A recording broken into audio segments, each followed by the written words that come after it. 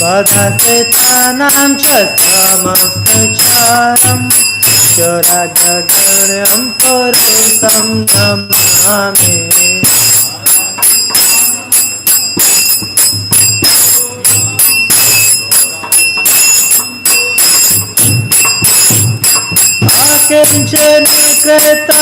अकिञ्चनीकृतपदाश्रितां यः करोति भिक्षुपतिर्गेहहीनम्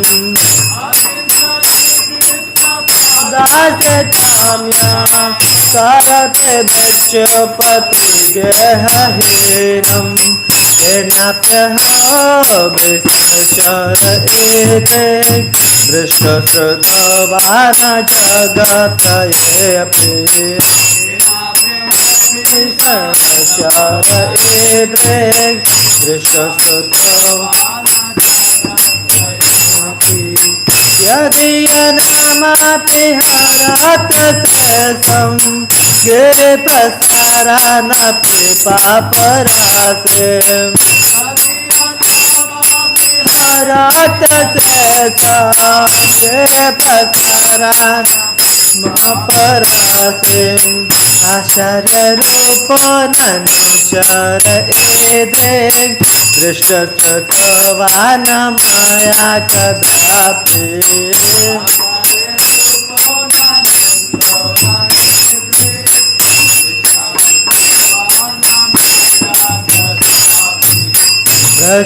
व्रजप्रसिद्धं नवनीतचरं गोपाङ्गनानां च दुकुलचरम्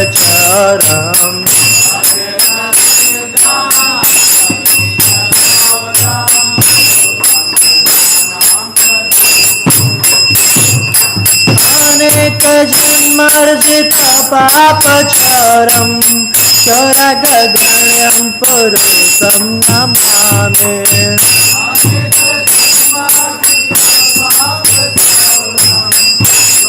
गगण्यं पुरुषं नमामि। धनं च मानं च तथेन्द्रियाणि प्रणशः वा मम सर्वमेव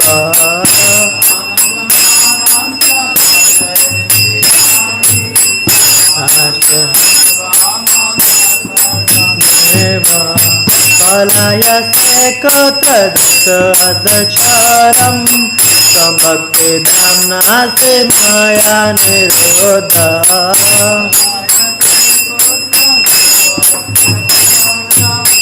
सम्भक्तिधाम्ना से मया निरोधः छिन्नत्ते घोरं यमपाशबन्धं विनत्ते भीमं भवपाशबन्धं छिन्नत्ते घोरं यमपाशबन्धं विनत्ते भीमं भवपाशबन्धं छिन्नत्ते सर्वस्य समस्तबन्धं नैवात्मनो भक्तकृतं तु बन्धम् समस्तबन्धं बन्धं मन्मनसे तामरति घोरे कारागृहे दुःखमय निबद्धः तामरति घोरे कारागृहे दुःखमय निबद्धः लभस्वेच्छारा हरे चिराय स्वधुर्यदोषे चित्तमेव दण्डम् लभस्वेच्छारा हरे चिराय स्वधुर्यदण्डम् लभस्वेच्छारा हरे चिराय स्वचर्यदोषे चित्तमेव दण्डम्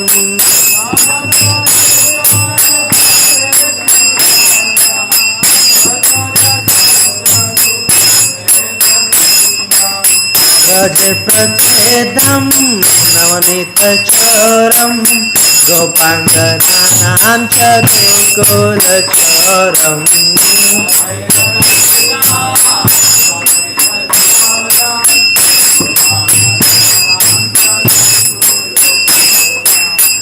अनेक जन्मर्जित पाप चोरम चोरा गगण्यम पुरुषम नमामि।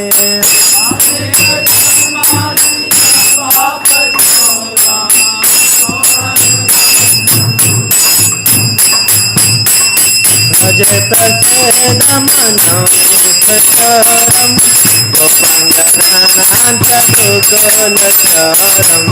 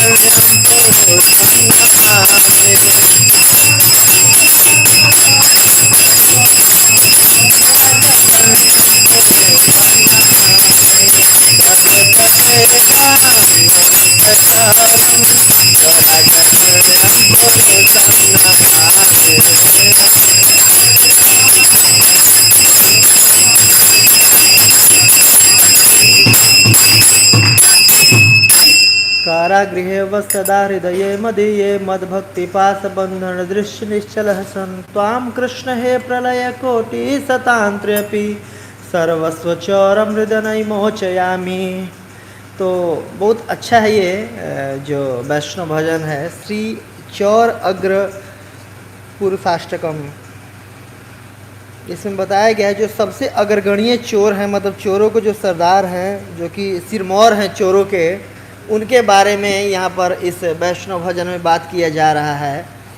जो कि क्या उनकी खास बात है, अनेक जन्म अर्जिता पाप चोरम, कि हमारे द्वारा अर्जित किया हुआ जो हम अपने कमाई बटोर रखे हैं जन्म जन्मांतर के पाप कर्मों को, उसको चुरा लेते हैं। ये जैसे भगवान का जब हम नाम लेते हैं तो अनेक अनेक अनेक हर अधम विदु, श्रीमद् भागवतम के सप्तम स्कंद में यमराज बताते हैं, विष्णु दूत बताते हैं यमदूतों को, किसी भी तरीके से अगर हम भगवान का नाम ले लेते हैं, सांकेतम परिहास्यम व स्थोभम हेलन में वा वैकुंठ नाम ग्रहणम अशेष अघहरम विदु। तो अनंत अनंत जन्मों के जो अनंत अनक पाप राशि हमने जुटा रखा है, संपत्ति इकट्ठा कर रखा है, उसको एक बार में चुटकी भर में भगवान चुरा लेते हैं। और नवम बुध श्यामल कांति चौरम, और भगवान ने क्या क्या चुराया, कुछ कुछ विशेष चीज़ का यहाँ पर वर्णन है। नवम बुध श्यामल कांति चौरम, नव अम्बुद, जो नया नया अम्बुद मतलब होता है बादल, बादल जो बना है उसकी कांति को चुरा लिया। एक्चुअली भगवान का जो कलर है, नॉर्मली हम डिटीज देखते हैं ब्लैक कलर का होता है, या कई जगह लिखा है, जीव गोस्वामी वर्णन करते हैं कि अलसी के फूल के जैसा होता है। अलसी होता है ना, तीसी, उसके फूल के जैसा होता है। या नवम बुद्धि श्यामला कांति चौरम, नए नए बादल के जैसा होता है। एक्चुअल जो भगवान का कलर होता है वो, हमारे पास कोई ऐसा कलर ही नहीं है जिसे डिफाइन किया जा सके। तो अलग अलग उपमा अलंकार से अलंकृत किया जाता है कि हाँ भगवान का मुख जो है इतना सुंदर है, इसके जैसा है, तो इसके जैसा है, तो इसके जैसा है। एक्चुअली जो एग्जैक्ट कलर है, जैसे डार्क कॉम्प्लेक्शन, लेकिन डार्क में से भी शाइनिंग निकल रहा है। जैसे हमारे यहाँ डार्क जैसे कोयला है, भगवान कोयला के जैसे काले हैं, तो कोयला में से शाइनिंग थोड़ी ना निकलता है कि नहीं। लेकिन भगवान का जो और ये डार्किस्ट ब्लू है, ऐसा नहीं ब्लैक नॉर्मली बिगड़ा दिखाया जाता है कि ब्लू कलर का वैसा मार्बल पत्थर नहीं आता, तो बिल्कुल ब्लैक दिखाए जाते हैं, बट डार्किस्ट ब्लू, और ऐसा ब्लू जिसमें कांति उत्पन्न हो रहा हो। प्रभुपाद जी श्रीमद् भागवतम के लेक्चर में कहते हैं कि आकाश का कलर नीला क्यों है। आकाश का कलर नीला इसलिए है क्योंकि भगवान का कलर नीला है, और उनका जो रिफ्लेक्शन पड़ता है आकाश पे, इसलिए आकाश का कलर नीला है। तो मतलब एक तरह से भगवान ने आकाश का कलर नहीं लिया है, आकाश ने भगवान का कलर ले रखा है। और भी कई चीज़ों का यहाँ पर चोरी का भगवान का वर्णन आता है। श्री राधिकाया हृदय से चौरम, जो कि श्रीमती राधा रानी के हृदय को चोरी कर रखे हैं। ऐसे चौरा अग्रगण्य पुरुषम, चौरा गण्य पुरुषम तमहम प्रपद्य तमहम नमामि, कि ऐसे जो चोरों में अग्रगण्य हैं उनको हम प्रणाम कर रहे हैं। और भगवान किस प्रकार से हमारे हृदय को चुराते हैं, कैसे आकर्षित करते हैं। तो मेनली जो भगवान की बाल लीलाएं हैं वो विशेष रूप से हमारे हृदय को आकर्षित करने के लिए होती हैं। विशेष रूप से भगवान बाल लीलाओं से हमें आकर्षित करते हैं। नॉर्मली ऐसे भी जो छोटे बच्चे होते हैं कितना आकर्षक लगते हैं, है कि नहीं। अब बच्चों को छोटा बच्चा खिलाना या फिर ऐसे बहुत आकर्षक लगते हैं, छोटे अच्छे लगते हैं। तो वैसे जो भगवान छोटे बच्चे की तरफ से आए और लीला करें तो भगवान कितने आकर्षक होंगे। और विशेष रूप से भगवान आकर के ये बाल लीलाओं को करते हैं कि हम उनके इन लीलाओं से आकर्षित हो करके उनके तरफ आगे बढ़ने का हम सोचें कि हाँ भगवान को हमें प्राप्त करना है या भगवान को पाना है, या काश मैं भी ऐसी लीलाओं में पार्टिसिपेट कर पाता। तो भगवान इसलिए आते हैं ताकि हमें दिखाते हैं कि देखो इतना अच्छा लीला आध्यात्मिक जगत में होता है, और अगर तुम आध्यात्मिक जगत लौट करके आ जाओगे तो आपको भी पार्टिसिपेट करने का मौका मिलेगा इन लीलाओं में। जैसे कि भगवान के बाल सखा बनने का मौका मिलेगा, जो भगवान के साथ खेला करते थे, कूदा किया करते थे, जो भगवान के मतलब भगवान जिनके मुंह में से छीन करके खा लेते थे। बताइए, हम भोग लगाते हैं, पता नहीं भगवान खाते भी होंगे कि नहीं खाते होंगे, और भगवान उनके मुंह के अंदर से छीन करके अपने मुंह में लेके खा लेते थे। यही तो देख करके ब्रह्मा जी भी मोहन में पड़ गए थे कि ऐसा कैसे हो सकता है, ये कैसे भगवान हो सकते हैं बताओ। मतलब हम तब पुरुषुक्त से उनकी आरती उतारी जाती है, 4 2 3 7 किया जाता है अच्छे तरीके से, और ये दूसरे के मुंह में से निकाल के खा रहे हैं, ये कैसे हो सकते हैं भगवान। तो वही बिविल्डर हो गए थे, जिससे भगवान ने ब्रह्मा जी ने टेस्ट करना चाहा था कृष्ण को। तो आज विशेष रूप से ये 1 हफ्ता के लिए हमारे मंदिर में चालू हुआ है कृष्ण लीला का। हम वर्णन करेंगे, अलग अलग स्पीकर आएंगे और बहुत सुंदर कृष्ण लीला का वर्णन किया जाएगा। पूतना, अघासुर, बकासुर, या फिर जो विराट रूप का दर्शन होता है, ब्रह्म विमोहन लीला, कालिया लीला आप लोगों को सुनने का मौका मिलेगा। तो इस तरीके से, और जन्माष्टमी के दिन कृष्ण का बाल लीला। तो 8 दिन का ये है, डेली चलेगा, और अच्छे बहुत बड़े भी इसमें स्पीकर आएंगे और भगवान की लीलाओं का वर्णन करेंगे। तो आज मुझे ही मौका मिला है इसका शुरुआत करने का। तो आज हम विशेष एक भगवान का लीला का चर्चा करेंगे, वो है पूतना लीला। तो एक बार मैं वृंदावन में गया हुआ था, जब पहला साल था, मैं भक्ति में जुड़ा हुआ था। तो वहाँ पर जा कर के ऐसे ही कृष्णा हॉल में कथा चल रहा था, तो वहाँ पर मैं भी जा कर के बैठ गया। तो एक महाराज जी थे, बहुत ऊंचे संत थे, राधा गोविंद महाराज, वो कथा कर रहे थे, और कथा कर रहे थे पूतना का, यही कथा कर रहे थे वो। तो मैं लेट पहुँचा था और ना ही मैं उनको जानता था, और तो एक लाइन वो जैसे बोल रहे थे कि पूतना को माता का पद दे दिया, और यही बोल के रोने लगते थे। और फिर 1-2 मिनट मतलब सिसकी करने के बाद फिर से कुछ बोलते थे, फिर रोने लगते थे। तो मुझे मतलब नाम ये जानता था कि इतने बड़े पहुँचे हुए संत हैं, इतने बड़े वो हैं, और ना मेरे को प्रसंग का कोई आइडिया था। और मेरे को अजीब लग रहा था कि मतलब बार बार थोड़ा सा 1-2 शब्द बोल के रोने क्यों लग रहे हैं ये, कि मतलब पूतना बताओ इतना वो थी, उसको भी माता का पद दे दिया, कितने भगवान दयालु हैं, माता का पद दे दिया। फिर 1-2 लाइन यही बोलते थे, फिर रोने लगते थे।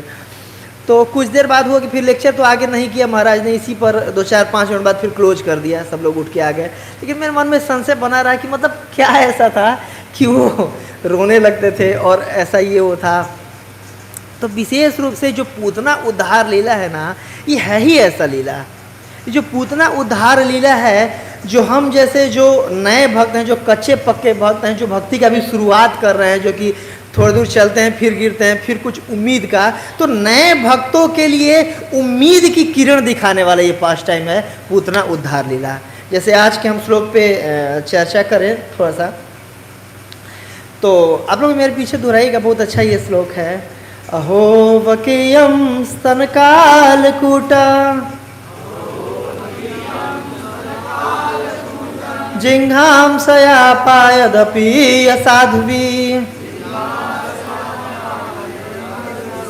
लेभे गतिं धात्र्युचितां ततो अन्या कं वा दयालुं शरणं व्रजेम। अहो वकेयं स्तनकालकूटं जिघांसया यद्यपि साध्वी लेभे गतिं धातृचितां ततोऽन्यम् कं वा दयालुं शरणं व्रजेम। अहो बकीयं स्तनकालकूटं जिघांसयापायदपि साध्वी लेभे गतिं धातृचितां ततोऽन्यम् कम वा दयालुं शरणं व्रजेम। कोई एक आध भक्त बोलना चाहे? अहो वकेयं स्तनकालकूटं जिघांसयापायदपेय साध्वे लेभे गतिं धातृचितां ततोऽन्यम् कम वा दयालुं शरणं व्रजेम। बहुत बहुत धन्यवाद। अहो बकेयं स्तनकालकूटं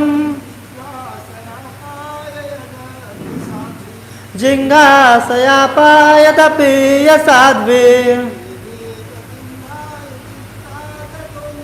लेभे गतिं धातृचितां ततोऽन्यम्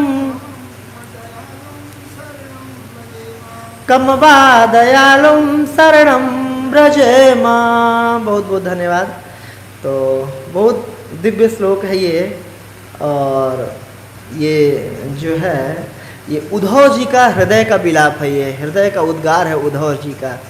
जब उद्धव जी से मिले थे घूमते हुए, अपने पूरा ट्रेवल कर रहे थे, जब दुर्योधन उनको राज्य से निकाल दिया था विदुर जी को, तो वो एक तरह से संन्यास ले लिए थे, छोड़ो गर्भार चलो हरिद्वार। तो बाद में हरिद्वार भी जाते हैं वो। तो हरिद्वार जाने से पहले वो वहाँ पर पहुँचते हैं वृंदावन में। तो वृंदावन में वो उनसे उद्धव जी मिलते हैं और उनसे पूछते हैं, कृष्ण का हाल चाल पूछते हैं कि कैसे हैं कृष्ण, क्या है, क्या चल रहा है। तो वो कृष्ण का हाल चाल बताने में ये श्लोक उद्धव जी बोलते हैं उनसे क्या, और ये बहुत चैलेंजिंग मूड में ये श्लोक एक तरह से बोलते हैं और हृदय से बहुत दुखी रहते हैं कि कृष्ण हमें छोड़ करके चले गए हैं। तो भगवान के दयालुता का वर्णन करते हुए श्लोक उद्धव जी बोल रहे हैं कि भगवान कितने दयालु थे, और भगवान के को छोड़ करके और ऐसा पूरे जगत में, पूरी दुनिया में, विश्व में कौन ऐसा दयालु है जिसके शरण में जाया जाए। कमवा दयालु शरणम ब्रजेम, कौन ऐसा दयालु है भगवान के जैसा कि जिसके शरण में जाया जाए। चैतन्य महाप्रभु कहते थे दयालु उद्धव प्रमाण, कि उद्धव प्रमाण दे करके बोले हैं कि कृष्ण कितने दयालु हैं। किसी को चैतन्य महाप्रभु को बताना होता था कि कौन कृष्ण क्यों दयालु हैं, कैसे दयालु हैं, तो बताया करते थे। चैतन्य महाप्रभु सीसी में आता है कि उद्धव ने बता रखा है कि कैसे कृष्ण दयालु हैं, कैसे। तो इसमें बता रहे अहो बकीयम स्तनकालकूटम, अहो मतलब अलास की कितना, मतलब उसकी बात है कि अहो वकीयम स्तनकालकूटम, जो वकी थी, डायन थी, पूतना थी, कि स्तनकालकूटम अपने स्तन में कालकूट लगा करके आए थे। काल मतलब होता है घातक, कूट मतलब जहर, बहुत खतरनाक, बहुत घातक जहर लगा करके आई थी। क्यों? मारने के लिए भगवान को। अहो वकीयम स्तनकालकूटम, जिंघा स्वयं अपि असाध्वी, और साधु नहीं थी, असाध्वी थी, कृतघ्न थी, असाध्वी। और उस असाध्वी के साथ भी, उस खेचरी मतलब डायन के साथ भी, जो कि भगवान को मारने आई थी। भगवान क्या बोल रहे हैं यहाँ पर उद्धव जी कि लेभे गतिम धात्रीम, किसकी गति प्राप्त की? वो धात्री की। धात्री मतलब जो मेड सर्वेंट होती है, जो कि माता, देखिए धाता होती है, जैसे 7 माता का वर्णन आता है चाणक्य नीति में। आत्म माता, गुरु पत्नी, राजपत्नी का, धेनु धात्री तथा क्या है, धेनु धात्री तथा पृथ्वी सप्तम मात्र स्मृता, कि 7 तरह की माता होती हैं। आत्म माता, गुरु पत्नी, अपनी माता जिससे हमारा जन्म होता है। आत्म माता, गुरु पत्नी, जो हमारे स्पिरिचुअल मास्टर होते हैं, गुरु होते हैं, उनकी पत्नी जो होती हैं वो भी गुरु माता होती है, माता के समान होती हैं। पहले ज़माने में लोग बचपन में चले जाते थे गुरुकुल, तो वही जो 5 साल की उम्र में गुरुकुल बच्चे चले जाते थे, तो जो गुरु की पत्नी होती थी वही उनका टेक केयर करती थी।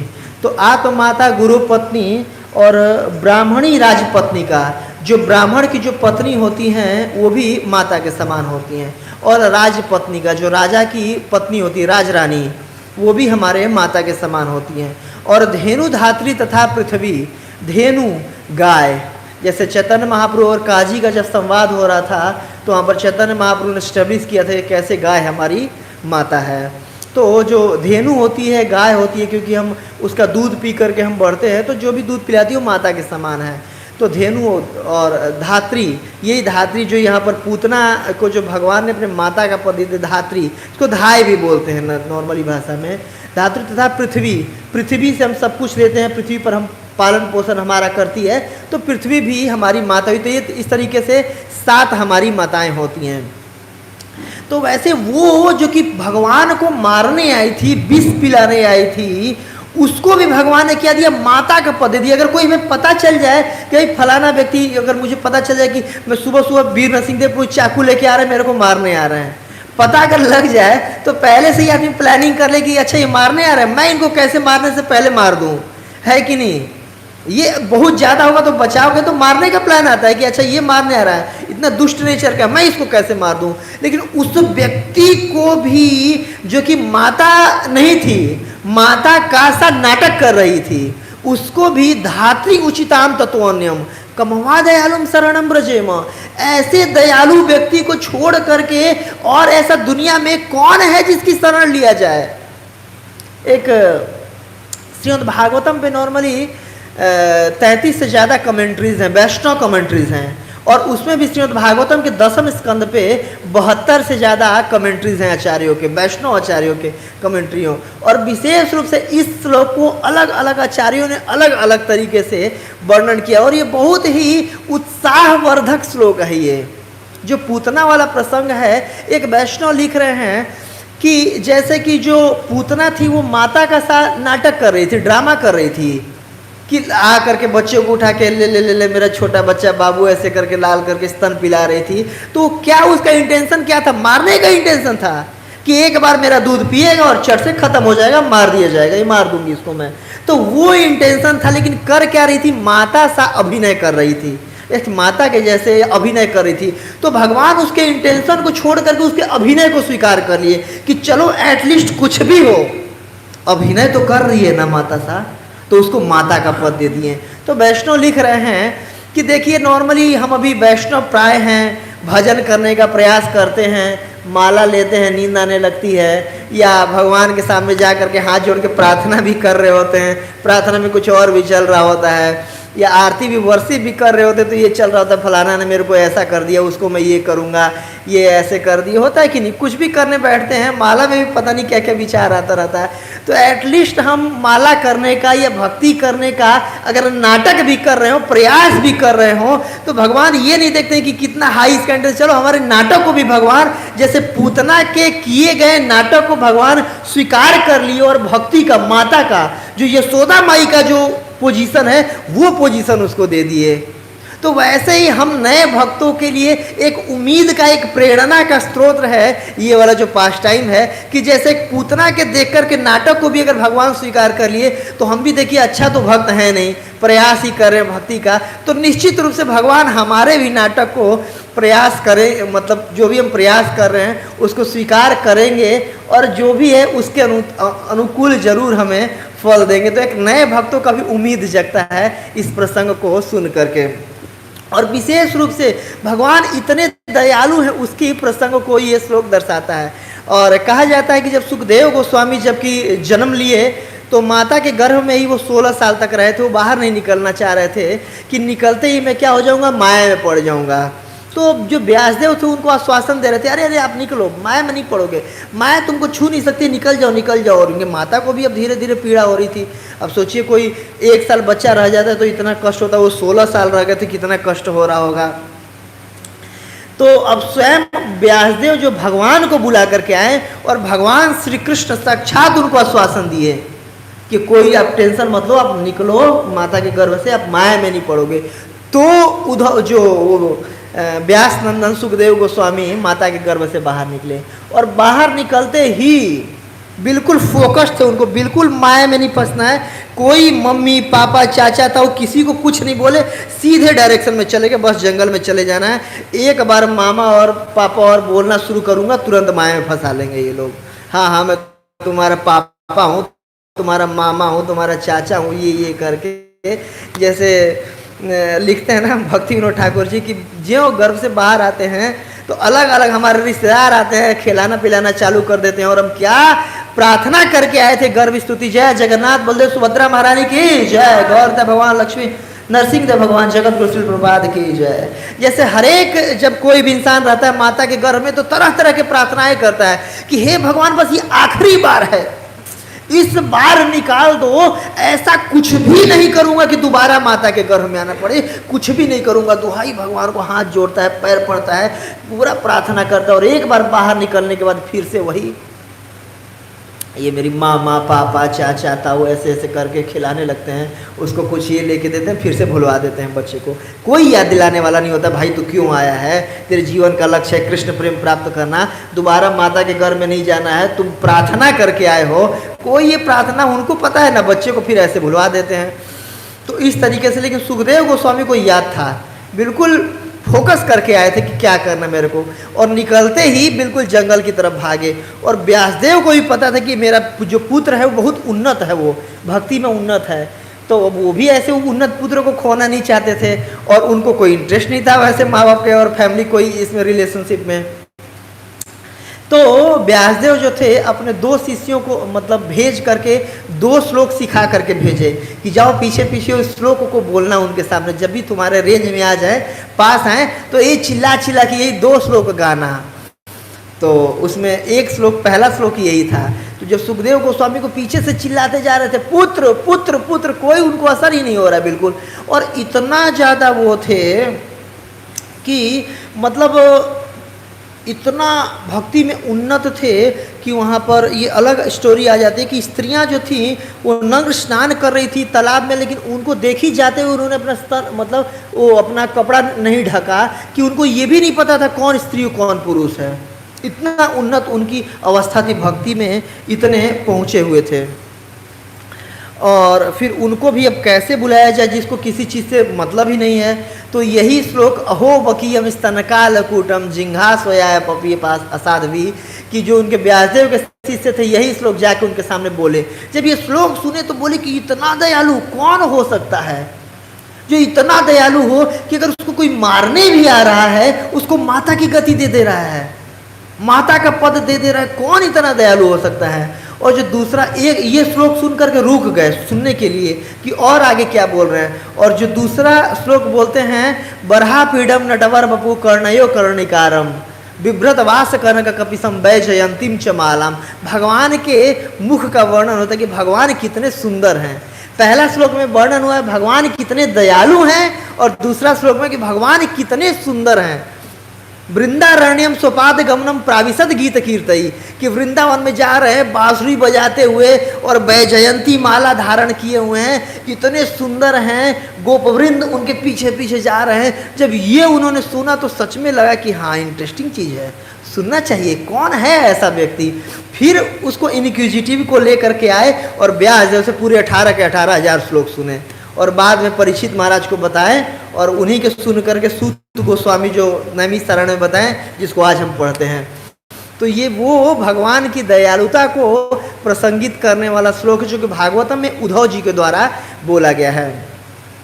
तो आज हम पूतना का प्रसंग का विशेष रूप से चर्चा करेंगे और भगवान के विशेष रूप से लीलाओं का आज वर्णन किया जाएगा। और भगवान की ऐसी लीलाएं हैं जैसे सुखदेव गोस्वामी कैसे थे कि पूर्ण रूप से विरक्त महात्मा थे, किसी चीज़ से कोई, जैसे कि एक श्लोक आया है जिसका चैतन्य महाप्रभु सार्वभौम भट्टाचार्य से 64 प्रकार से इसका व्याख्या किए थे। आत्मा रामस्य मुनयो निर्गंथा उरुक्रमे और कुर्वंती अहेतुकी भक्ति इत्थभूत गणो दया गुणो हरि, कि भगवान हरि के इतने स्वीट गुण हैं, इतने ऐसे ऐसे गुण हैं और ऐसे ऐसे लीलाएं हैं कि आत्मा रामस्य मुनयो, जो आत्मा राम मुनि हैं वो भी क्या करते हैं, उनकी लीला की तरफ आकर्षित हो जाते हैं, खींच जाते हैं। निर्गंथा अपि उरुक्रमे, जो उरुक्रम महान साहसिक कर्तव्य करने वाले भगवान के इतने ऐसे महान गुण हैं कि निर्ग्रंथा, जिनकी कोई ग्रंथि नहीं है और आत्मा राम अपने आप में ही, मतलब आत्मा राम है, तुष्ट हैं, वो भी भगवान के ऐसे लीलाओं से आकर्षित हो जाते हैं। भगवान की ऐसी दिव्य लीलाएं हैं। तो दसम स्कंद के 6वें चैप्टर में पूतना उद्धार लीला आता है, जिसका हम चर्चा करेंगे। तो चर्चा करने से पहले एक बार गुरु प्रणाम कर लेते हैं, प्रणाम कर लेते हैं, आशीर्वाद की याचना कर लेते हैं सबसे, फिर हम दसम स्कंद से चर्चा करेंगे आज के उस पे प्रसंग पे।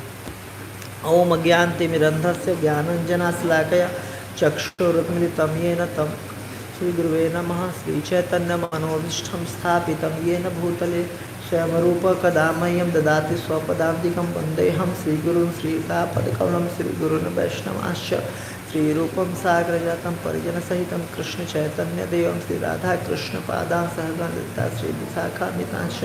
हे कृष्ण करुणा सिंधु दीनबंधु जगतपते गोपेश गोपिकाकान्तं राधाकान्तं नमस्तुते। तप्त कांचन गौरांगी श्री राधे वृंदावनेश्वरी वृषभानुसुते देवी प्रणमामि हरिप्रिये।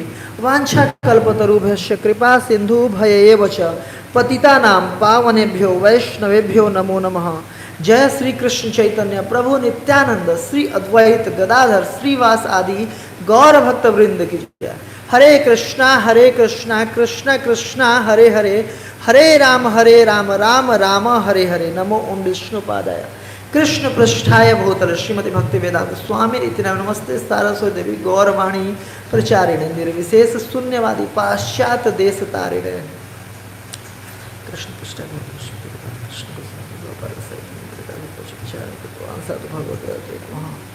मुकम करोति वाचालम पंगुलंघयेत गिरिं यत् कृपातमहं वन्दे श्री गुरु चिंतारेण परमानंद माधव श्री चैतन्य। हरे कृष्णा। तो आप सभी भक्तों का पुनः स्वागत है आज के भागवतम प्रवचन में। और मैं सभी भक्तों से, जो वरिष्ठ वैष्णव आशीर्वाद की भी याचना करता हूँ, प्लीज़ आशीर्वाद दें ताकि भागवतम के दसम स्कंद पे कुछ भी चर्चा करने का प्रयास कर सके, जो कि दिव्य वो है, प्रसंग है पूतना उद्धार लीला। तो पूतना उद्धार लीला विशेष रूप से जो पूतना को माता का पद दिए, इसका बैकग्राउंड क्या था उस पर हम चर्चा करके फिर आज के लीला पर चर्चा करेंगे और श्रुति फल पे फिर चर्चा करेंगे। तो ये जो लीला क्यों आता है, पूतना कहाँ से और क्यों आता है, और भगवान इसकी इच्छा को क्यों पर पूरा करते हैं। जब भगवान बलि महाराज को से वो लेने के लिए जब इंद्र का पद ले लिया था, बलि महाराज ने इंद्रासन पर वो कर लिया था, अपना कब्जा कर लिया था, तो इंद्र के भाई के रूप में उपेंद्र के रूप में, बामन के रूप में भगवान आए हुए थे अवतार लेकर के इंद्र को उनका राज्य दिलाने के लिए।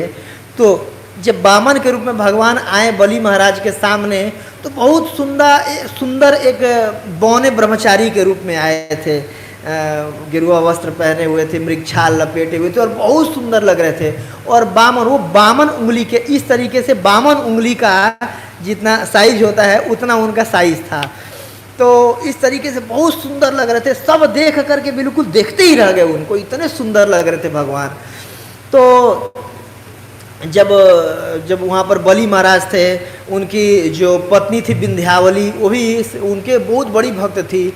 वो सील तुल्यया, सुखदेव गोस्वामी शब्द का इस्तेमाल कर रहे हैं कि उसके भी जो सील थे, गुण थे, तुल्यया बलि महाराज के तुलना में ही थे, मतलब उतनी बड़ी भक्त थी।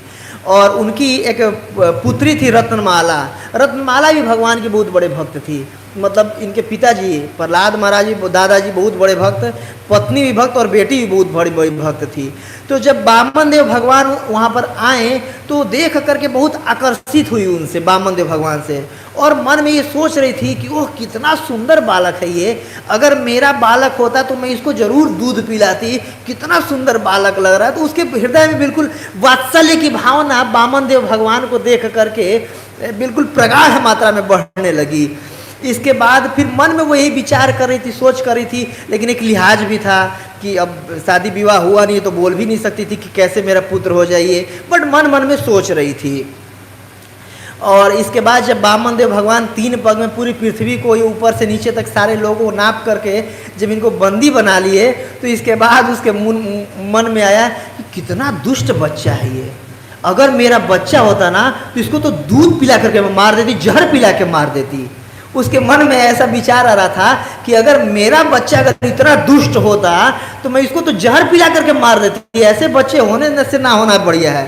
तो ये दोनों उसके मन में विचार आ रहे थे कि एक तो मैं दूध पिलाते और दूसरा इसको मैं जहर पिला के मार देती। भगवान दोनों को उसके स्वीकार कर लिए, क्योंकि बलि महाराज को भी मनचाहा दिए थे, सूतल दे दिए थे, विंध्यावली भी रिक्वेस्ट की थी इसको छोड़ दो, उसको भी दे दिए, लेकिन इस समय रत्नमाला को कुछ भी नहीं दिए थे भगवान। तो उसकी वो इच्छा को पूर्ण करने के लिए जो रत्नमाला थी वो इस वकी के रूप में आई थी, पूतना डायन के रूप में आई थी इस जन्म में कृष्ण लीला में, और फिर उसकी मनोकामना को पूर्ण किए कि ठीक है भाई तुम दूध पिला लो, और इसके बाद फिर उसको माता का पद दिए, क्योंकि वो इच्छा की थी पिछले जन्म में माता बनने का।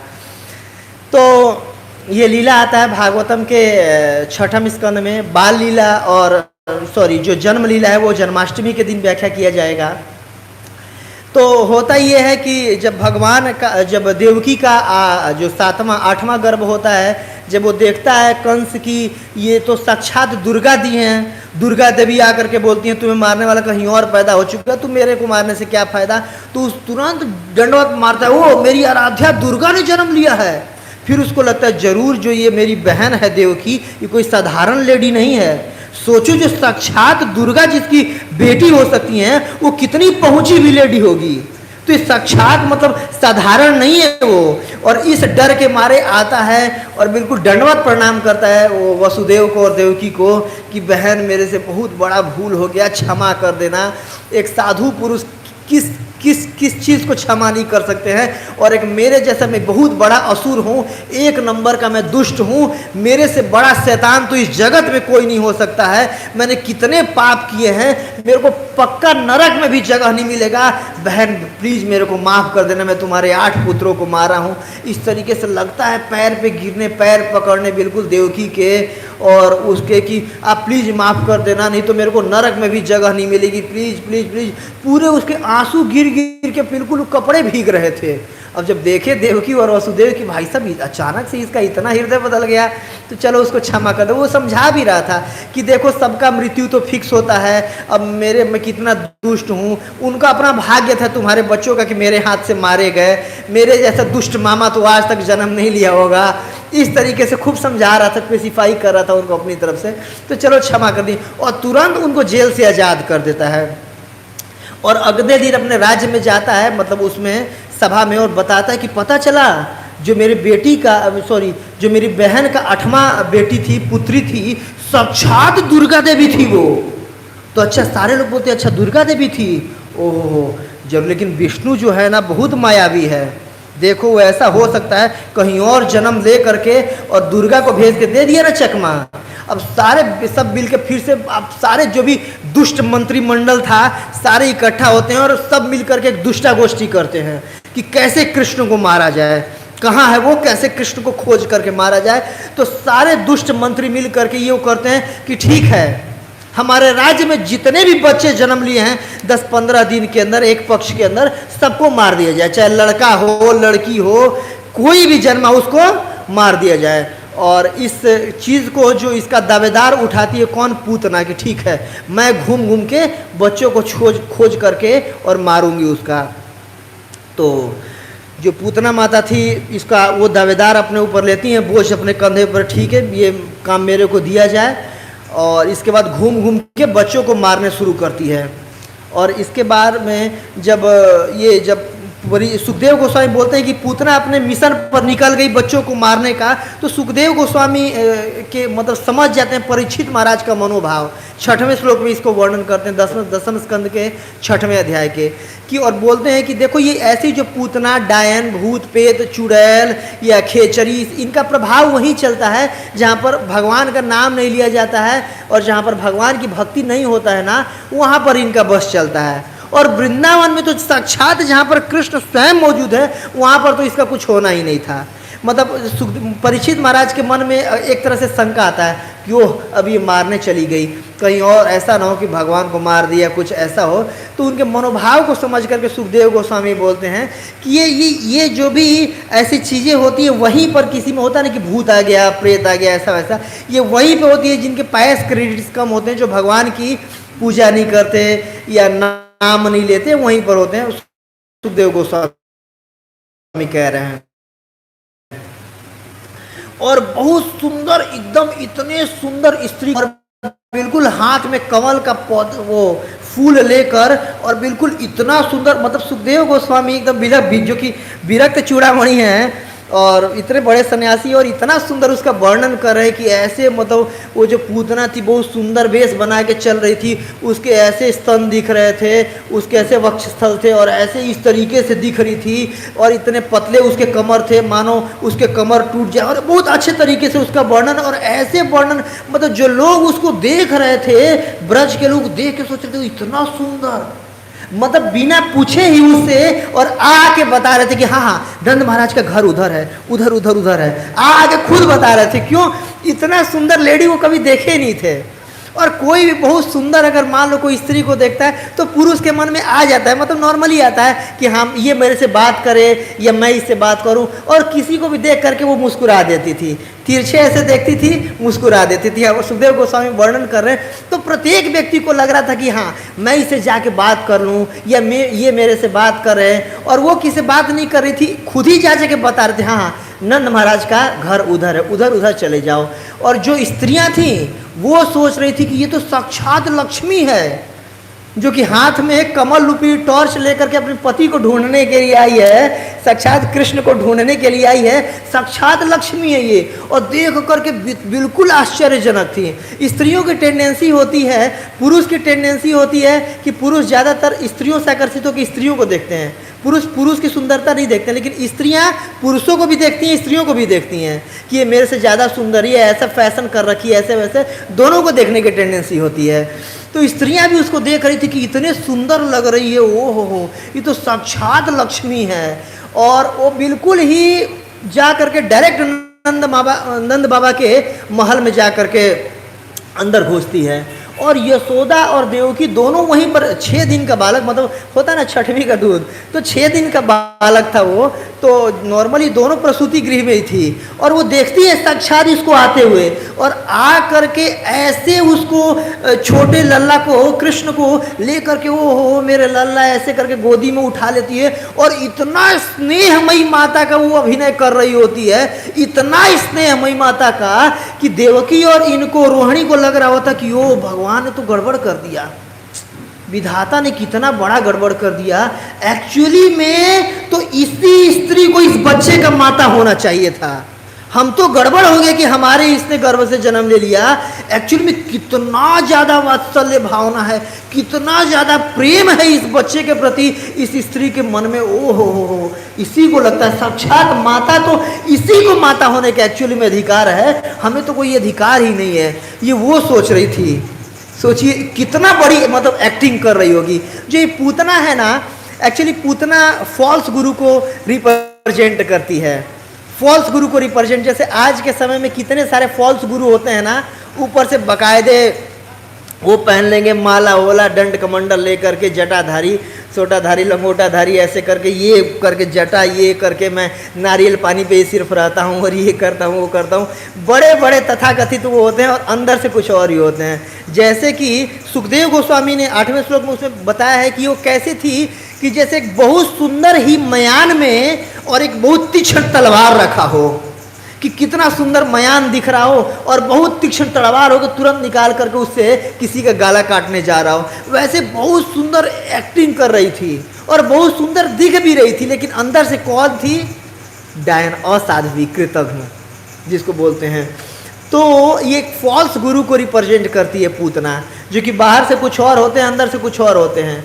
अंदर से तथाकथित बातें सारे वो करेंगे और थोड़ा सा फिलॉसफी उनकी सुन लिया जाए तो तुरंत वो कर देंगे ब्रह्मलीन माननीय ऐसे करके, श्री श्री 1008 या 1,08,000 ऐसे करके अपने गुरु का नाम लेंगे। ब्रह्मलीन मतलब मायावादी हैं और ऐसे ऐसे प्रवचन करेंगे, ब्रह्म सत्य जगत मिथ्या और ये वो ऐसे करके जो 25 तत्वों का वर्णन करेंगे, समझ में नहीं आएगा कि ये कौन है।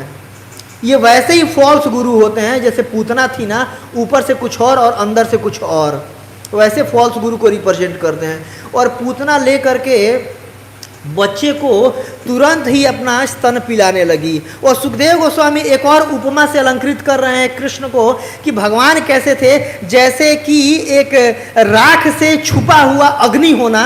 और मतलब कई बार होता है ठंडे में, गांव में वो होता है बोरसी, जैसे एक छोटा सा वो होता है मिट्टी का बना हुआ घड़ा, जिसमें अंदर आग रहता है लेकिन ऊपर से वो रहता है, क्या रहता है, वो राख रहता है, लेकिन राख को हटाने पे तुरंत लाल लाल दिखने लगता है ना। आप लोगों को एक्सपीरियंस होगा। या ये लिट्टी चोखा जब बनाते हैं तो लिट्टी को जो भूंजते हैं उन पे, राख पे, तो ऊपर से राख जैसे दिख रहा होता है लेकिन अंदर में आग होता है। वैसे ही कृष्ण को बताया गया है कि कृष्ण कैसे थे, जो ऊपर से छोटे से बालक के जैसे नजर आ रहे हैं। ये साधारण बालक होता है लेकिन अंदर में कौन है? अग्नितुल्य, क्योंकि साक्षात परम ब्रह्म, परम आदि नारायण साक्षात भगवान है, वो साधारण बालक थोड़ी ना है। और साधारण बालक को सोच करके वो पूतना क्या की, उनको गोदी में लेके उठा ली और अपने स्तनपान कराने लगी। और कृष्ण जब उसको देखे तो उस समय क्या किए, उसको देख करके अपना आंख बंद कर दिए। और अलग अलग वैष्णव लोग अलग अलग इसका वर्णन करते हैं कि क्यों भगवान अपना नेत्र बंद कर लिए। कोई कहते हैं कि मानो वो पूतना, जब को पूतना ज्यों देखी कृष्ण को तो पूतना को लगे कि ओह ये साधारण बालक नहीं है, अति मानवीय गुण से युक्त ये बालक, ये साधारण नहीं है। तो कृष्ण अपनी आंख बंद कर दिए, इसलिए कि मानो कृष्ण दर्शाना चाहते हो कि पूतना को वो देख करके जब निडर देखेगी कृष्ण को तो पूतना को कहीं भय न लग जाए, कहीं डर ना लग जाए और छोड़ के वो चली ना जाए। तो इस वजह से कृष्ण मानो अपना आंख बंद कर लिए कि नहीं नहीं, तुम निश्चिंत होकर के जो तुम करने आई हो कि करो उसको। और दूसरा रीजन कृष्ण का आंख बंद करने का था कि मान लो कितना अच्छा माता की तरह एक्टिंग कर रही थी ना, और वो माता को की एक्टिंग को देख करके ऐसा ना हो कृष्ण को दया आ जाए। दया आ जाएगा तो कृष्ण मारेंगे नहीं, और कृष्ण मारेंगे नहीं तो पता नहीं कितनों को पहले मार चुकी थी और आगे कितने बच्चों को मारेगी, तो बच्चों की हत्या भी कृष्ण नहीं करवाना चाहते थे, इस वजह से आंख बंद कर लिए।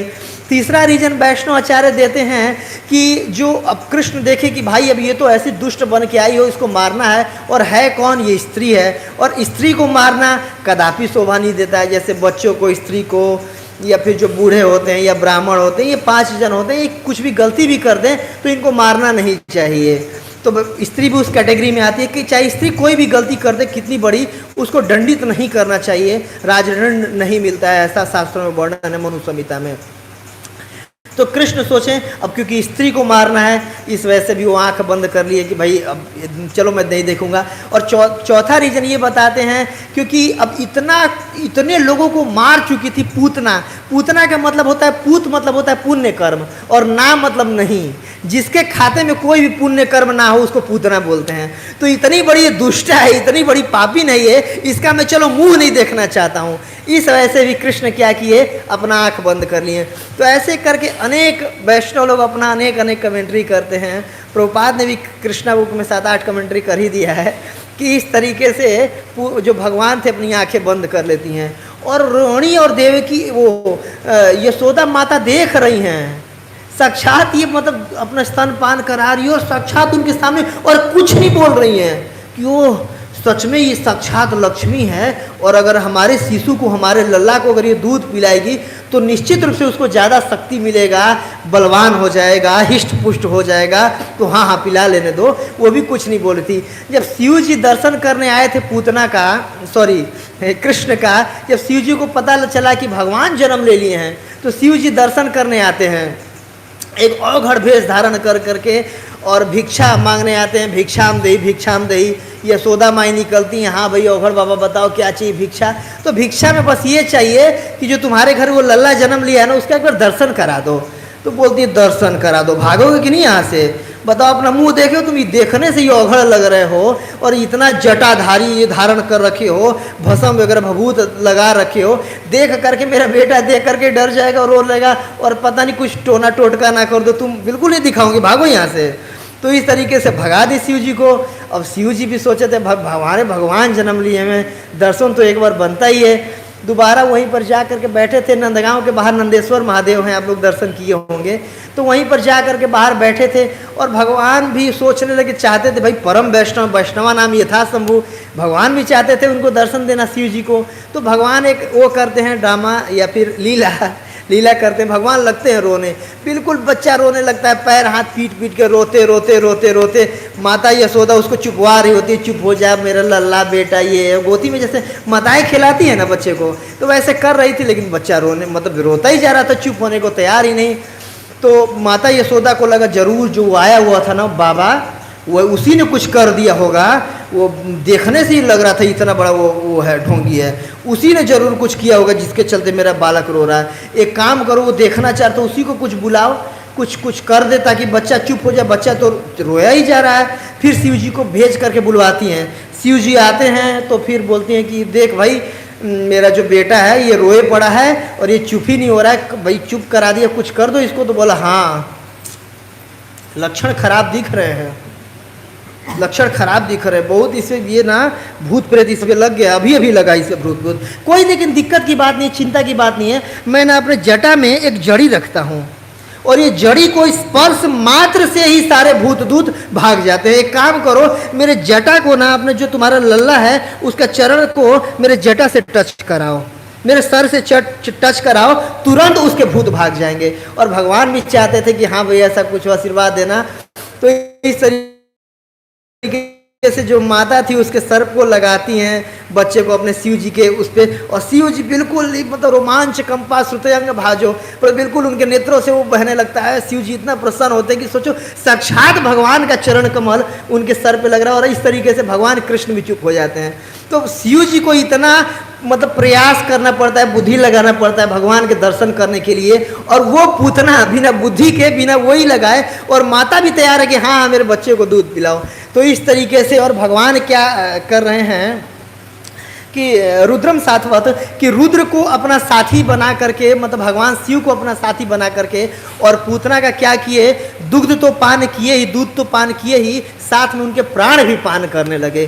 तो इस तरीके से अब अगले श्लोक में आता है, जो पूतना थी अब धीरे धीरे उसका दूध पान करने लगे। भगवान तो चिल्लाने लगे मुंचती मुंचती, हाँ मतलब बहुत हो गया, छोड़ो छोड़ो छोड़ो, अब नहीं, बहुत हो गया, हटो हटो हटो, इस तरीके से। और कृष्ण क्यों छोड़ने जाए, भगवान के ऐसा गुण ही कि एक बार कृष्ण जिसको पकड़ लेते हैं छोड़ते नहीं हैं। कई भक्त होते हैं 2-4 साल भक्ति करते हैं फिर छोड़ करके चले जाते हैं, ऐसा वैसा, लेकिन देखा गया ऐसा कुछ न कुछ ऐसा जरूर कृष्ण उनके ट्विस्ट रचते हैं उनके जीवन में कि घूम फिर के दोबारा कृष्ण के पास ही आते हैं। कृष्ण ऐसे हैं ही, त्रिभंगी लाल कहते हैं ना, 3 जगह से टेढ़े हैं भगवान, जल्दी से हृदय में नहीं आते हैं, आ गए तो जल्दी से निकलते नहीं हैं। तो वैसे ही भगवान अब छोड़ दे तो है नहीं उनका, किसी को एक बार शरण में ले लिए तो कहाँ से भगवान छोड़ते हैं। अब भगवान छोड़ ही नहीं रहे, पूतना चिल्ला रही है छोड़ो छोड़ो, हो गया, छोड़ रहे, ऐसा करके चिल्ला रही है। भगवान अब जोर से पकड़े हुए हैं उसके स्तनों को और दुग्ध पान कर रहे हैं, पी रहे हैं। और इस तरीके धीरे धीरे जब दर्द होने लगा तो फिर क्या हुई, अपने असली भेष में आ गई। और जब असली अपने भेष में आई तो सारी जो माताएं थी वहाँ पर उपस्थित थी, देख करके ओ हो ये तो क्या है और क्या थी, ये कितना अच्छा सुंदर स्त्री का वेश बना करके आई थी, और ये तो साक्षात मतलब चुड़ैल निकली, डायन निकली। और इसके बाद फिर वो खेचरी थी, खेचरी खे मतलब आकाश चरी मतलब चरण कर सकता है, जो उड़ सकता है, खेचरी बोला जाता है पूतना को। तो आकाश मार्ग में लेकर के वो बिल्कुल उड़ने लगी और बिल्कुल आकाश में चली गई, चिल्ला रही है छोड़ दे जान चला गया, ये वो ऐसे करके। और इतना ज़्यादा आवाज़ हो रहा था मानो सबके कान फट रहे हों। और उसका जो लंबाई था 12 मील लंबी थी, 12 मील मतलब 18 किलोमीटर लंबा। और सोचिए कोई अगर प्लेन हो 18 किलोमीटर लंबा प्लेन, फ्लाइट पे भगवान आराम से मतलब आकाश विहार कर रहे हैं और वो चिल्ला रही है। और इस तरीके से भगवान रुद्र को अपना साथी बना करके, सुखदेव गोस्वामी बोल रहे हैं भगवान ने नहीं मारा था, रुद्र ने उसके प्राण को पी लिए थे, जो भगवान का महाकाल का रूप है, और कृष्ण ने उसके दूध पान किए थे, स्तनपान किए थे। इस तरीके से अब पूतना मारी गई। और पूतना जब मरी थी, इतना लंबा चौड़ा शरीर, भाई जिस गांव पे अगर गिर गई तो गांव पूरा बराबर हो जाएगा, वो तो बिल्कुल फ्लैट हो जाएगा, पोस्टर बन जाएगा। तो इस तरीके से भगवान प्लान करे थे इसको गिराया कहाँ जाए, कहाँ लैंड कराया जाए भाई इसको, ताकि इतना बड़ा है विमान टाइप की, अब कहीं भी गिरी तो पूरा मोहल्ला, पूरा गाय भैंस सब कुछ है, सब नष्ट हो जाएंगे ना।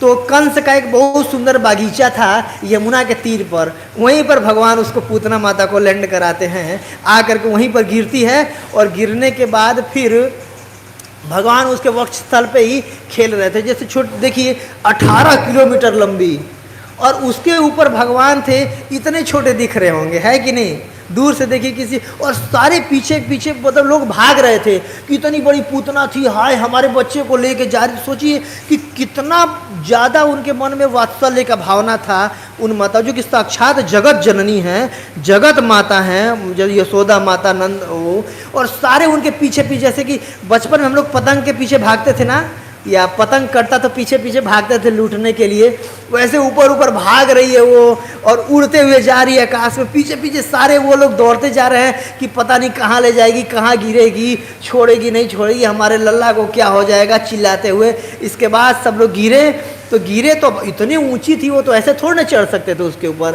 तो बांस का सीढ़ी लगाया गया और उंगली से चढ़ना शुरू किया, हाथ आ करके, और फिर उसके वक्ष से उसको फिर बच्चे को उठाती हैं जो भी माताएं थीं।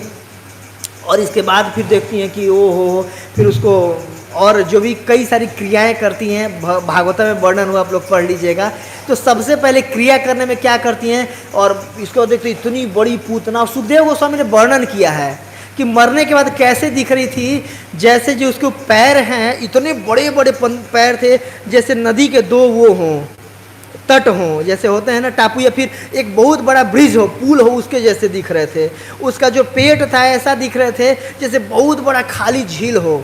उसके स्तन ऐसे दिख रहे थे जैसे मानो बहुत मतलब बड़ी बड़ी दो वो हों, हिल्स हों, पहाड़ हो, इस तरीके से। उसके आँख ऐसे दिख रहे थे मानो बहुत बड़ा अंधकूप हो, कुआं हो, इस तरीके से उसका बहुत सुंदर वर्णन किए हैं सुखदेव गोस्वामी। ऐसे देखने में लग रही थी वो। और फिर बच्चे को उठा करके लाते हैं सारी माताएं, और सबसे पहले वो करना, जब उसके उपचार शुरू करते हैं, क्या करते हैं, सबसे पहले गाय के पूंछ से चामर करते हैं, पूंछ उस पर हाँकते हैं। कि कुछ भी अगर गांव में ऐसी मान्यता है कि भूत प्रेत अगर लग जाए ना, तो गाय के पूंछ से अगर ऐसे करेंगे, झाड़ू करेंगे, तो भाई भूत दूत वगैरह भाग जाते हैं। दूसरा क्या करते हैं कि गोमूत्र से भगवान को बिल्कुल डुबा के नहलाते हैं। भगवान को रख करके कई बाल्टी गोमूत्र से करते हैं। इसके बाद अगला उपचार क्या करते हैं, तो गाय का गोबर लेकर के पूरे शरीर में लपेट देते हैं। उसके बाद अगला वो क्या करती हैं स्त्रियां कि जो गाय के चरण के जो रज होता है, गोरज, उसको लेकर के 12 जगह टीका लगाती हैं भगवान के नाम लेकर के, कि भगवान का नाम भगवान की रक्षा कर रहे हैं यहाँ पर। तो बताइए, जब भगवान का नाम इतना प्रभावशाली है कि भगवान का रक्षा कर सकता है, तो हमारे जैसे कीट पतंग का रक्षा क्यों नहीं कर सकता भगवान का नाम। तो निश्चित रूप से हमें भगवान का नाम का शरण लेना चाहिए अपनी रक्षा के लिए। सब लोग बोलिए हरे कृष्णा कृष्णा कृष्णा हरे हरे, हरे राम राम राम हरे हरे। तो इस तरीके से गायों का जो गोपियाँ होती हैं शरण लेती हैं भगवान की रक्षा के लिए, और भगवान उसी समय से गायों के प्रति कृतज्ञ हो जाते हैं कि भला बताओ, बचपन में ही मेरी गायों से रक्षा की गई, गाय के गोबर से, गाय के मूत्र से या गोरज से, तो मैं क्या करूँगा। जब तक भगवान इसलिए रहते हैं गायों की सेवा करते हैं। कई बार जो माता यशोदा बोला करती थी कि बेटा तुम छाता लेके चला करो, या फिर कभी चप्पल पहन लो, पादुका पहन लो, तो भगवान ये तर्क दिया करते थे कि देखो माता, जो हम हैं क्या हैं, गायों के गोपाल हैं। गोपाल मतलब जो गायों को पालन करते हैं, मतलब गाय मालकिन हो गई, हम उनके गायों के नौकर हो गए। जो हमारी मालकिन है वो बिना चप्पल के चल रही है, बिना पादुका के, तो हम पादुका कैसे ले सकते हैं। और अगर देना ही है तो पहले 9 लाख गायों को, मतलब 36 लाख चप्पल बनाओ उनको, इसके बाद तो मैं लूँगा। पहले भाई मालिक पहनेगा तब तो नौकर पहनेगा ना। कृष्ण इस तरीके से अलग अलग तर्क दिया करते थे। क्यों? भगवान चाहते थे गायों को आनंद देना। गोपाल मतलब गोविंद, जो गायों को विंद प्रदान करते हैं, आनंद प्रदान करते हैं अलग अलग तरीके से गायों। और भगवान गायों से वार्तालाप करते थे। भगवान बचपन से ही गायों के प्रति ऋणी थे। अपने बांसुरी में जब पंचम स्वर बजाते थे तो प्रत्येक गाय का नाम लेकर के उसको बुलाते थे। जब भी गायों को बुलाना होता था भगवान को, तो गायों का नाम लेके धौली, ऐसे ऐसे अलग गायों को ग्रुप का नाम रखे हुए थे। और गायों से मानो गायों से भी साक्षात वार्तालाप करते थे कृष्ण, इतने ज़्यादा गायों के प्रति ऋणी थे। और प्रभुपाद जी अपने पर्पट में बहुत अच्छा बता रहे हैं कि कैसे हमारे कल्चर को इस्टेब्लिश करने के लिए गाय का कितना बड़ा महत्व है। कि अगर 2-4 बीघा जमीन और एक गाय रहे तो पूरा वर्णाश्रम अच्छे से चल सकता है। दूध मिल जाएगा, जिससे घी मिल जाएगा, जिससे ब्राह्मण लोग हवन कर सकेंगे। और उसका बिजनेस वगैरह, कृषि गोरक्षा वाणिज्यम वैश्य कर्म स्वभाव, सब पूरी इकोनॉमी हमारी गोरक्षा पर वो करती थी, स्थिर होती थी। इतना ज़्यादा भगवान जो प्रभुपाद जी अपने पर्पट में गोरक्षा के ऊपर वर्णन कर रहे हैं। तो इस तरीके से पूतना माता का इस तरीके से उद्धार होता है और भगवान माता का पद देते हैं। भगवान पूतना को तुरंत तत्क्षण गोलोक भेज देते हैं। बाद में आता है जो अघासुर था, वो पूतना का भाई था और उसके मन में ईर्ष्या था कि इसने मेरी बहन को मारा है, मैं इसको मारूंगा। और आखिरी में मरते समय वो क्या अपनी बहन का चिंतन कर रहा था, पूतना का। और क्योंकि पूतना गोलोक वृंदावन में थी, इसलिए वही मरने के बाद गोलोक वृंदावन को गया। वैसे अगर मरते समय हम किसी भी ऐसे वैष्णव का चिंतन करते हैं जो कि गोलोक में, अगर मरते समय मान लीजिए हम बोल दिए प्रभुपाद, साक्षात प्रभुपाद गोलोक में, या कोई भी वैष्णव, अतएव हमें वैष्णवों से बहुत अच्छा संबंध बनाना चाहिए कि किसी भी वैष्णव से अगर संबंध है, अगर वो गोलोक में है और ये न किन प्रकारेण अगर उसका भी चिंतन हो गया तो हमारी भी भगवत गति हो जाएगी। तो इस तरीके से उसका भी उद्धार होता है। और भगवान इतने दयालु हैं कि माता का पद दिए उसको, जो कि भगवान सर्वस्य चाम हृदय सन्निविष्ट, भगवान प्रत्येक जीव के हृदय में है। भगवान को पता ही था तो कि मारने ही है, फिर भी भगवान इतने दयालु हैं कि उसके ड्रामा को भी, उसके नाटक को भी भगवान स्वीकार करके, ये भगवान की दयालुता का परिकाष्ठा है ये पूतना वध लीला, कि माता का पद दिए। और इससे बड़ा किसी को कोई क्या पद दे सकता है। तो हमारे जैसे जो नौसिखिए नए भक्त हैं उनको भी बहुत उम्मीद देता है ये बाल लीला, विशेष रूप से पूतना वध लीला, कि हमें भी जो भक्ति में लगे हुए हैं लगे रहना चाहिए। और निश्चित रूप से हम चाहे कितने भी मतलब ड्यूलिटी हमारे मन में है, दोगलापन है, लेकिन कृष्ण तो क्या है, अदोषदर्शी है। और निश्चित रूप से कृष्ण हमारे छोटे से गुण को भी देख या अवगुण हो, गुण का नाटक भी कर रहे हैं तो स्वीकार करेंगे और जरूर कृष्ण कृपा करेंगे। इसी शिक्षा को लेकर के आज की भागवतम को हम विराम देते हैं। जगत गुरु श्री प्रभुपाद की जय, ग्रंथराज श्रीमद् भागवतम की जय, पूतना उद्धार लीला की जय। गौर प्रबंधे, हरि हरि बोल। बहुत बहुत धन्यवाद। हरे कृष्ण। किसी कोई प्रश्न, कुछ टिप्पणी? जी प्रभु जी।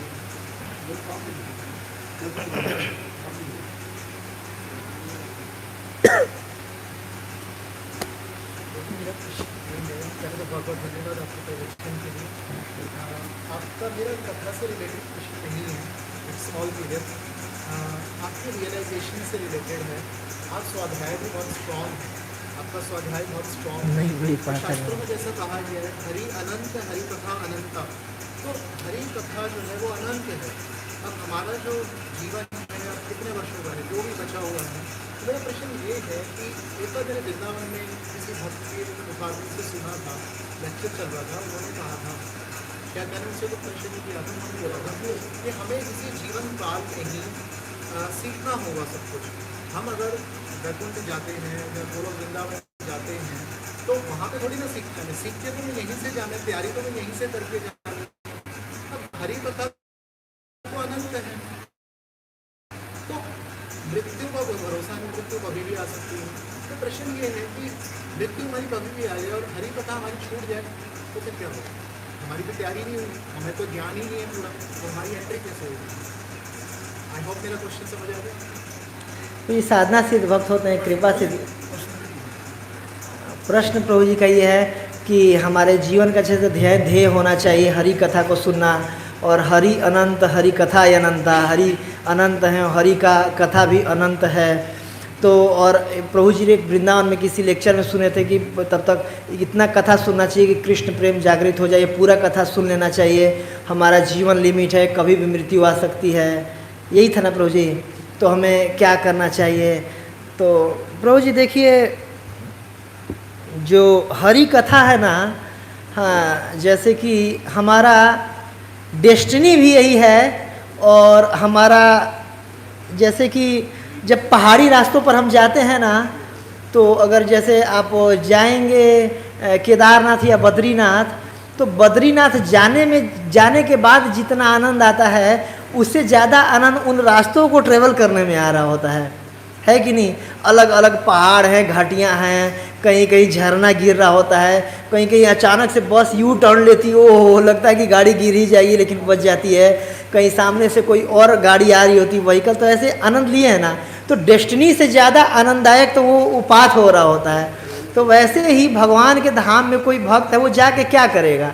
भगवान का कथा सुनेगा। और मान ली चलिए हमारा जीवन छोटा है, जो अनंत शेष हैं उनका जीवन तो अनंत है ना, वो अनंत काल से अनंत मुखों से भगवान के अनंत गुणों की क्या कर रहे हैं? व्याख्या करते जा रहे हैं। तो वहाँ जाके भी यही करना है। जैसे कि अगर हम सुनते हैं कि अलग अलग जो गोपियाँ थी वो काम कार्य करते हुए, जैसे माता यशोदा हम सुनते हैं उस लीला में कि वो माखन, वो दही बिलो रही थी और भगवान के गुणों का बखान कर रही थी, है कि नहीं? तो वहाँ जाके भी यही करते हैं, भगवान के गुणों का बखान करना, भगवान के धाम में भी जाके यही करना है जो कि हमें यहाँ करना है। तो इसी की हम यहाँ पर प्रैक्टिस कर रहे हैं। प्रैक्टिस करते करते जब शरीर छोड़ेंगे तो वहाँ जाके भी यही करना है, भगवान के गुणों का वो करना है, श्रवण करना है, कीर्तन करना है, आपस में कथयंतश्च माम नित्य तुष्यंती च रमंती च, यही एक उपाय है तुष्यंती और रमंती का। और यहाँ भी हमें वही करना है। प्रभु जितना उपाय भगवान ने जितना जीवन दिया है उसमें कथा का श्रवण करना है, और वहाँ भी जा करके श्रवण करना है, कीर्तन करना है, यही उपाय। न उत्पाद रहित रतिम यदि श्रम केवलम। तो जीवन इस तरीके से हमें जीना है, ये आगे बढ़ाना है कि भगवान के कथाओं के प्रति रुचि बढ़े, कथा सुनने में अच्छा लगे। और डेस्टिनेशन भी यही है प्रभु जी, जैसे हरिनाम हमारे डेस्टिनेशन वो दोनों है, वह गंतव्य भी हमारा वही है। भगवान के धाम में भी यही करेंगे। भगवान कुछ ऐसा कार्यकलाप करेंगे तो देख करके हम खुश होंगे, ओह भगवान ने ऐसा कर दिया, उनका गुणगान करेंगे। और यही करते हैं गोलोक में। अगर आप भागवतम के 10वें स्कंद पढ़ेंगे, ये कृष्णा बुक में प्रभुपाद लिख रहे हैं इसको, नलकुबर मणि गुरु वाले में उसमें लिख रहे हैं प्रभुपाद जी इसको, कि यही वहाँ गोलोक में भी यही करते हैं, भगवान के गुणों का बखान करते हैं। धन्यवाद प्रभु जी। यस प्रभु जी।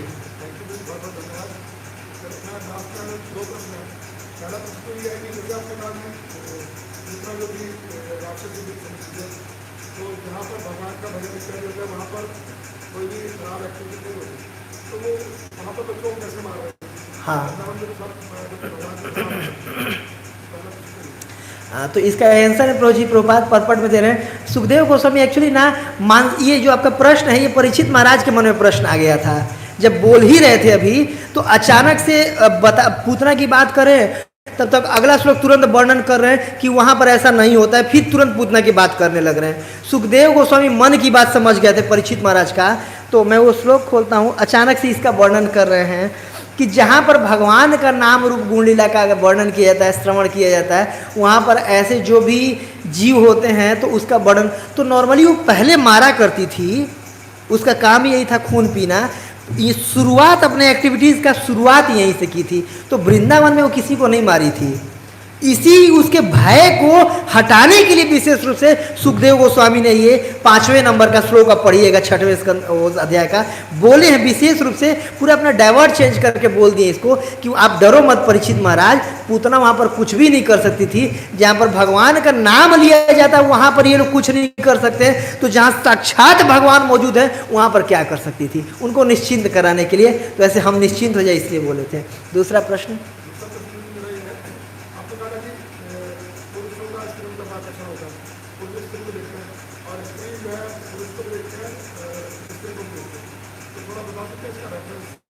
रेफरेंस मैं राधा गोविंद महाराज के लेक्चर में सुना था, कहीं पढ़ा तो नहीं हूँ, मैं लेक्चर में सुना था उनके रेफरेंस। ठीक है, जगत गुरु श्री प्रभुपाद की जय।